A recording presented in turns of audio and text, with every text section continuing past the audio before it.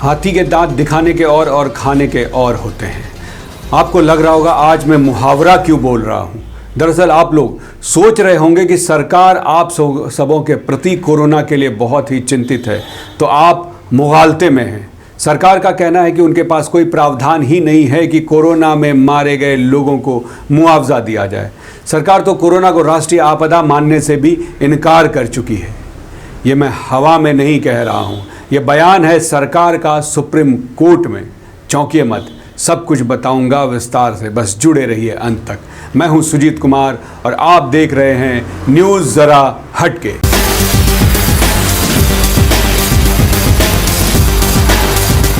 सरकार का मानना है कि कोविड से मरने वालों के लिए मुआवजा नहीं देना चाहिए। ऐसा लगता है कि सरकार समझ चुकी है कि जनता क्या चाहती है, इसलिए सुप्रीम कोर्ट में सरकार ने साफ शब्दों में कहा कि वो कोरोना से मरने वाले लोगों को मुआवजा नहीं देगी। सरकार ने जनता को कोविड मुआवजा नहीं देने के लिए कोर्ट में बहुत मेहनत की। जी हाँ, न जाने कितने सारे डॉक्यूमेंट लेकर कोर्ट को दिखाई, 15वें वित्त आयोग के रिपोर्ट को पढ़ा, पैसों की कमी के कारण गिनाए गए, लेकिन माननीय सुप्रीम कोर्ट ने इन सभी तर्कों को खारिज कर दिया। फिर भी सरकार मुआवजा न देने के लिए अड़ी रही और नए तर्कों को देना शुरू कर दिया। सरकार ने कहा कि ऐसा नहीं है कि सरकार मुआवजा नहीं देना चाहती या सरकार के पास फंड की कमी है। दरअसल राष्ट्रीय आपदा प्रबंधन कानून के अंतर्गत सिर्फ 12 तरह की आपदाओं जैसे बाढ़, भूकंप आदि का ही जिक्र है। इसमें कोविड आता ही नहीं है, इसलिए कोरोना पर मुआवजा लागू करना उचित नहीं होगा। मुआवजा राशि देना कोरोना महामारी के खिलाफ कार्यवाही और स्वास्थ्य संबंधी व्यय को प्रभावित कर सकता है। इस पूरे लाइन का मतलब समझने की आप भी कोशिश कीजिए कि जनता को मुआवजा राशि देने से कोरोना के खिलाफ जो लड़ाई चल रही है या कार्रवाई उससे प्रभावित होगी। ये कहना था कोर्ट में सरकार का।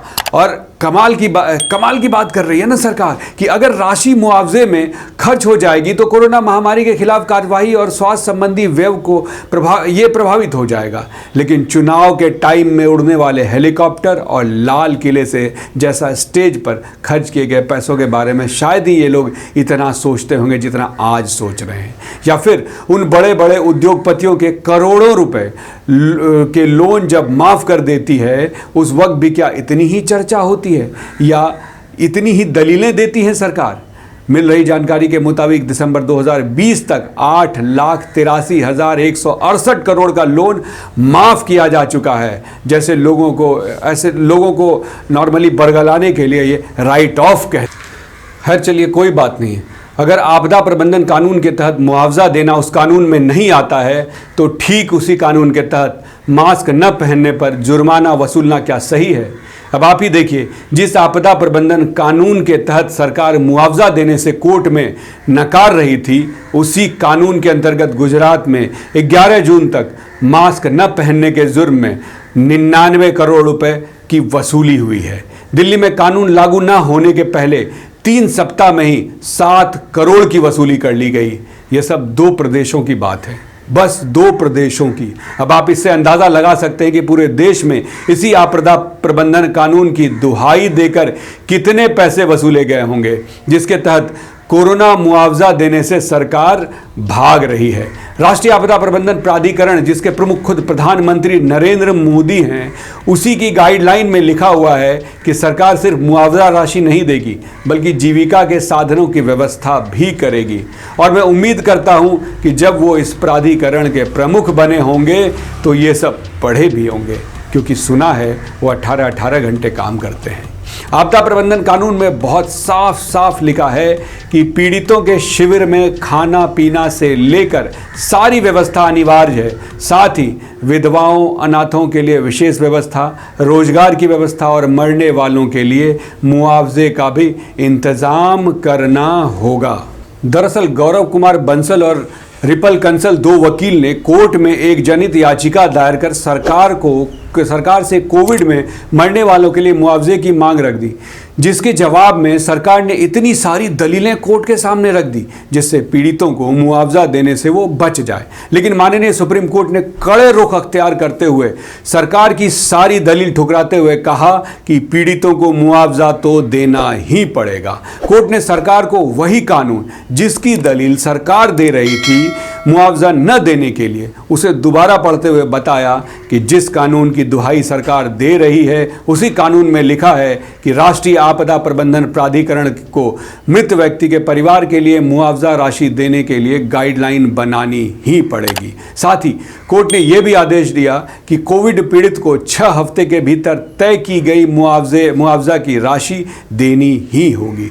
प्राधिकरण इससे संबंधित सभी दिशा निर्देश तैयार करे जिसके प्रमुख खुद प्रधानमंत्री हैं और सरकार ये तय करे कि कितना मुआवजा दिया जाएगा। साथ ही जारी मृत्यु प्रमाण पत्र पर मृत्यु का कारण भी स्पष्ट रूप से लिखा जाए और परिवार लिखे हुए मृत्यु के कारण से संतुष्ट नहीं है तो इसकी शंका दूर करने के लिए एक सिस्टम बनाया जाए। उच्चतम न्यायालय ने आज हमारी एक जनहित याचिका पर सरकार को ये निर्देश दिया है कि वो एक्स ग्रेशिया कंपनसेशन हर उस व्यक्ति, हर उस फैमिली मेंबर को दे जिनका की कोई मेंबर कोविड के कारण जिनकी डेथ हो गई थी। हमारी ये दलील थी कि सरकार का इस तरीके से एक्स ग्रेशिया कंपनसेशन को मना करना टोटली इलीगल है, कानून के अंतर्गत नहीं है, तर्कसंगत नहीं है और ये सरकार की मॉरल ड्यूटी और लीगल ड्यूटी है।